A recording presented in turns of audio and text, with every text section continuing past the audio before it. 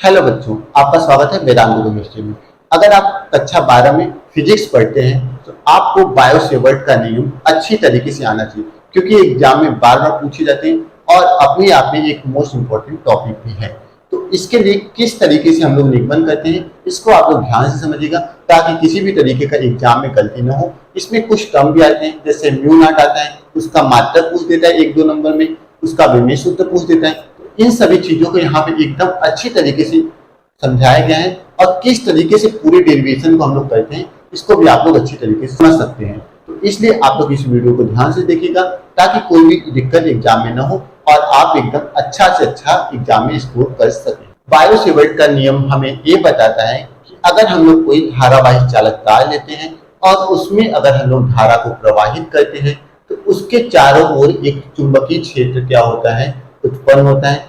उस चुंबकीय क्षेत्र का मान कितना अधिक है, कितना कम है, ये धारावाही चालक की किन किन बातों पर निर्भर करता है। इसके लिए हम लोग आज के इस वीडियो में क्या करेंगे, डेरिवेशन को करेंगे।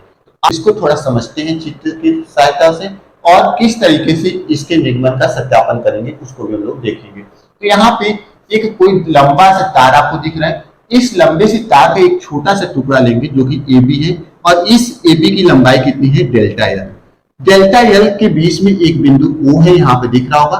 O से स्मॉल r दूरी पर एक बिंदु P है, और इसी धारावाही चालक के कारण इस बिंदु P पे हमें चुंबकीय क्षेत्र के मान की क्या करनी है, गणना करनी है। तो इस सिद्धांत को बायोसेवर्ट ने दिया था। मतलब बायो और सेवर्ट दोनों अलग अलग फ्रांस के वैज्ञानिक थे, जिन्होंने 1820 ईस्वी में इस सिद्धांत को क्या किया था, दिया था। तो इसी को हम लोग समझेंगे और इसका कंप्लीट डेरिवेशन हम लोग करेंगे। तो एक लाइन खींच लेते हैं और इसमें हम लोग लिखेंगे सन 1820 में फ्रांसीसी वैज्ञानिक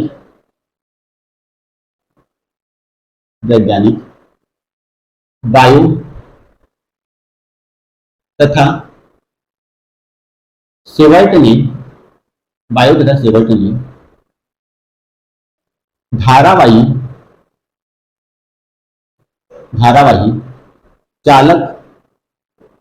चालक में यदि धारा प्रवाहित किया जाता है,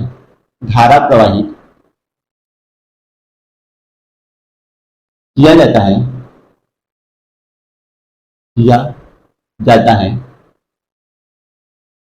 तो उसके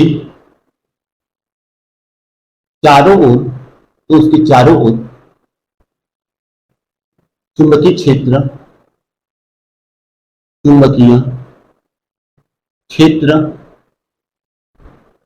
उत्पन्न होता है। यदि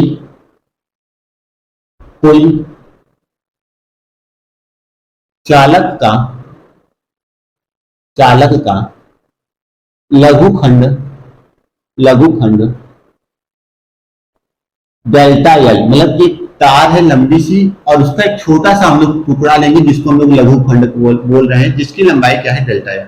लघुखंड डेल्टा एल लेंगे और उसमें धारा स्मॉल आई प्रवाहित करते हैं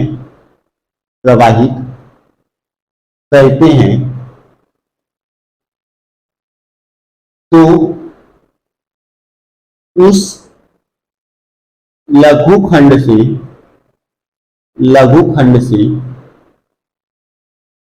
स्मॉल आर, यहाँ पे लघुखंड से स्मॉल आर दूरी पर एक बिंदु P है। लघुखंड से स्मॉल आर दूरी पर स्थित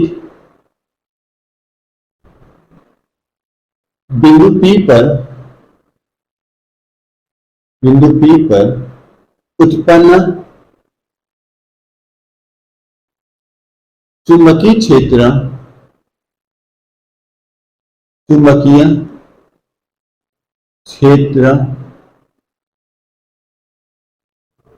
डेल्टा बी निम्न बातों पर निम्न बातों पर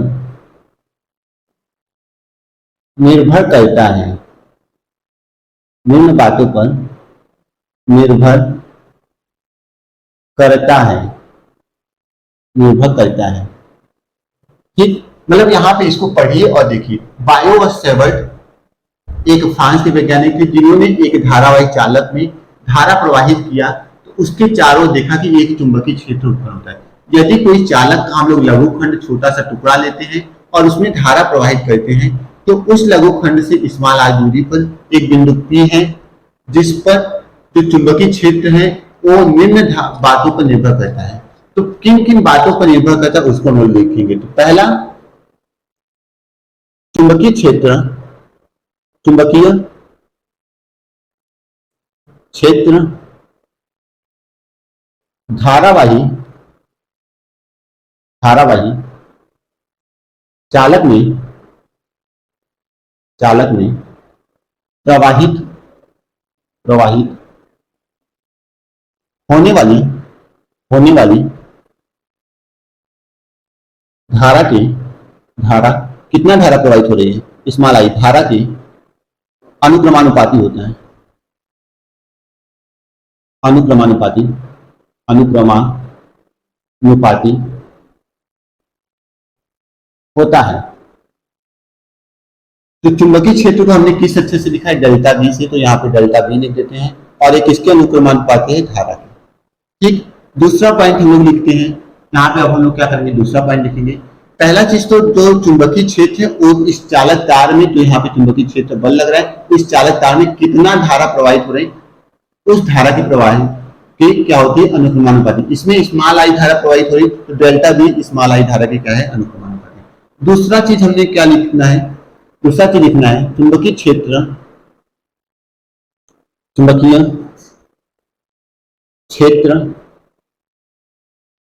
का मान, का मान, चुंबकीय क्षेत्र का मान लघुखंड, लघुखंड डेल्टा एल के लंबाई के, लंबाई के अनुक्रमानुपाती होता है, अनुक्रमानुपाती, अनुक्रमानुपाती होता है। तो जो डेल्टा बी है वो किसके अनुक्रमानुपाती होता है, डेल्टा एल के। इसको समीकरण नंबर 1 मान लेंगे हम लोग और इसको समीकरण नंबर 2 मान लेंगे। ठीक, अब तीसरा चीज हमें देखना है कि अब किस पे भी निर्भर करता है, तो तीसरा पॉइंट डाल लेते हैं हम लोग। तीसरा पॉइंट जो होता है वो क्या कहता है, देखिए यहाँ पे बिंदु O से ये जो बिंदु P है इसकी दूरी कितनी है, R है, और ये जो R दूरी है, जो ये लाइन आपको OP दिख रही, ये वाली OP, ये क्या करे, इस धारावाही चालक से थीटा कोण बना रहे हैं। तो जो धारावाही चालक से थीटा कोण बना है, इस थीटा कोण के साइन के, साइन को क्या बोलते हैं, ज्या के, ज्या के क्या होता है, अनुक्रमानुपाती होता है। ठीक, यहाँ पे लिखेंगे चुंबकीय क्षेत्र, चुंबकीय, चुंबकीय क्षेत्र चालक, चालक से, चालक से स्मॉल आर दूरी पर स्थित, स्थित बिंदु P पर बने कोण, बने कोण थीटा के, ज्या के, ज्या को क्या बोलते हैं, साइन, साइन के अनुक्रमानुपाती होता है, अनुक्रमानुपाती, अनुक्रमानुपाती होता है। इसको हम कैसे लिख सकते हैं, delta B is directly proportional to अनुक्रमानुपाती साइन थीटा। ठीक, 3 पॉइंट हमारा हो गया। अब हम लोग चौथे पॉइंट को लिखते हैं। चौथा पॉइंट क्या है, जो यहाँ पे बिंदु O है, O से जो P की दूरी है वो कितना है, R है। तो इसको, इस पे जो चुंबकीय क्षेत्र का मान है ये किस तरीके से निर्भर करता है, ये भी हम लोग देख लेते हैं। यहाँ पे लिखेंगे तार से, तार से बिंदु P तक की, तक की दूरी के, दूरी के वर्ग के व्युत्क्रमानुपाती होता है, व्युत्क्रमानुपाती होता है।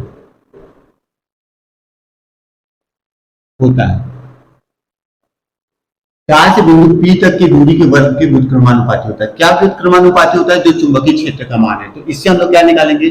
डेल्टा बी इज प्रपोर्शनल का चिन्ह लगा दिए और व्युत्क्रमानुपाती को लिखेंगे तो एक के बटा किसके? दूरी के वर्ग। तो दूरी क्या है? आर है, स्मॉल आर, तो आर के वर्ग के। इसको हम लोग क्या करेंगे? समीकरण नंबर 4 मान लेंगे और इस वाले समीकरण को हम लोग नहीं माने थे तो इसको समीकरण नंबर 3 मान लेंगे। ठीक, ये हमारा क्या हो गया? 4 समीकरण मिल गया। अब इन चारों समीकरणों से यहां पे लिखेंगे सभी समीकरणों से सभी समीकरणों से आपको क्या मिला? सभी समीकरणों से आपको मिला डेल्टा बी जो है, पहला समीकरण तो आपको देखिए तो किसके प्रोपोर्शनल है? धारा के, तो यहां पे लिख देते हैं आई। फिर किसके प्रोपोर्शनल है? डेल्टा एल, तो यहां पे डेल्टा एल लिख देते हैं। फिर किसके प्रोपोर्शनल है? साइन थीटा, तो यहां पे लिख देते हैं साइन थीटा। और किसके अनु, अरे ये सब क्या है? ये सब जो जितने हैं समीकरण 1, 2 और 3 में सभी क्या है? अनुक्रमानुपाती। और इसमें देखिए तो व्युत्क्रमानुपाती किसके? 1 के बटा आर स्क्वायर के। तो यहाँ पे आर स्क्वायर नीचे आ जाएगा। ठीक, अब जो यहाँ पे प्रोपोर्शनल है, इस प्रोपोर्शनल को हम लोग हटाते हैं तो हमें एक नियतांक मिलता है। और नियतांक क्या मिलता है? लिखते हैं यहाँ पे डेल बी, और इस प्रोपोर्शनल को हटाएं और यहाँ पे बराबर लगाएं और यहाँ पे हमें क्या मिलता है? म्यू नॉट की बटा 4 पाई। ये क्या है? अनुक्रमानुपाती नियतांक है। और यहाँ पे फिर क्या बचेगा? आई डेल्टा एल साइन थीटा के बटा आर स्क्वायर। ठीक, अगर आपसे कोई पूछे कि डेल्टा बी का मात्रक क्या होता है, तो डेल्टा बी का जो मात्रक होता है, डेल्टा बी मतलब चुंबकीय क्षेत्र का जो मात्रक होता है वो क्या होता है? लिख देते हैं यहाँ पे। मात्रक होता है न्यूटन प्रति एम्पियर मीटर। ठीक, यहां पे जो म्यू नॉट अपॉन 4 पाई है ये क्या है? अनुक्रमानुपाती नियतांक,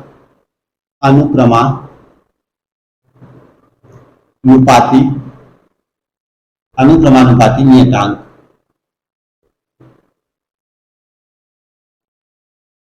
ठीक, म्यू नॉट अपॉन 4 पाई अनुक्रमानुपाती नियतांक है जिसका मान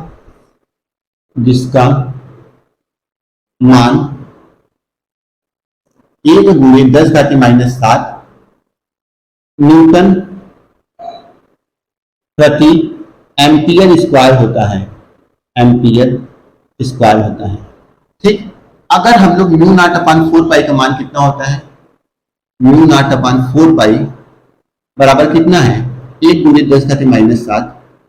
ठीक, अगर हम लोग 4 पाई से इधर गुणा करें तो म्यू नॉट बराबर क्या हो जाएगा? 4 पाई, क्योंकि 4 पाई का एक टुकड़ा हो जाए तो 4 पाई गुणे 10⁻⁷। इतना आता है क्या? म्यू नॉट का मान। ठीक, इतना किसका मान आ गया? म्यू नॉट का। अगर आपसे कोई पूछ दे कि म्यू नॉट का, तो यहाँ पे म्यू नॉट है, इसका हमें विमीय सूत्र निकालिए। इस म्यू नॉट का हमें क्या निकालना है? विमीय सूत्र।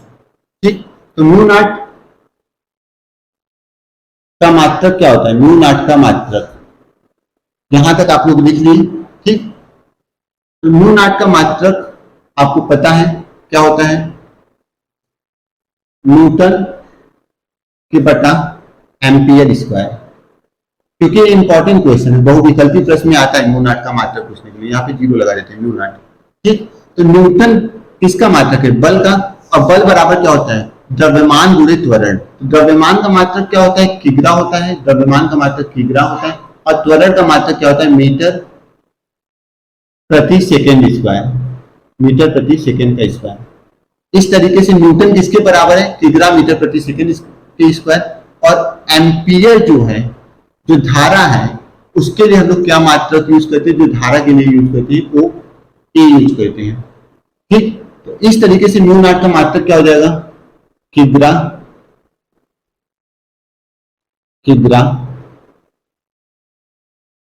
मीटर प्रति सेकेंड का स्क्वायर के बटा एम्पियर।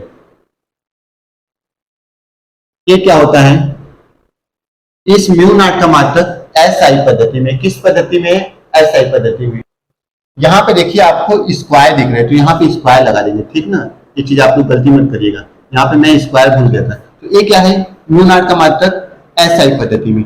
अब हम लोग क्या करेंगे, अगर इसका विमीय सूत्र निकालना है तो किग्रा के लिए विमीय सूत्र क्या है, द्रव्यमान के लिए क्या विमीय सूत्र लिखते हो, यम। मीटर के लिए क्या लिखते हो, मीटर के लिए यल लिखते हो, तो यल। सेकेंड के लिए क्या लिखते हो, टी लिखती हूँ, मतलब समय है ना, सेकंड क्या है, एक तरीके का समय, तो समय के लिए टी लिखती हूँ, ठीक। और समय कितना है, प्रति में, बटा में लिखा हुआ है, तो बटा के लिए आप लोग क्या लिखते हो, -2, क्योंकि बटा के लिए माइनस लगाते हैं, और यहाँ पे घात में 2 है तो घात में 2 लगा दिए। अब बटा में एम्पियर के लिए क्या लिखते हो, ए और ए पावर 2, ठीक। अब हम लोग इसका विमीय सूत्र लिखेंगे, म्यू नॉट का विमीय सूत्र, तो क्या मिलेगा हमें, यम यल टी पावर -2 और ए पावर -2, ए पावर 2 ऊपर जाएगा तो कितना आ जाएगा, -2। तो इस तरीके से म्यू नॉट का जो विमीय सूत्र है वो ये होगा। तो इस तरीके से जो बायो सेवर्ट का पूरा डेरिवेशन था वो आपके सामने कंप्लीट हो चुका है। अगर आप लोग स्क्रीनशॉट नहीं लिए हो तो उसका स्क्रीनशॉट ले लीजिए, ठीक है।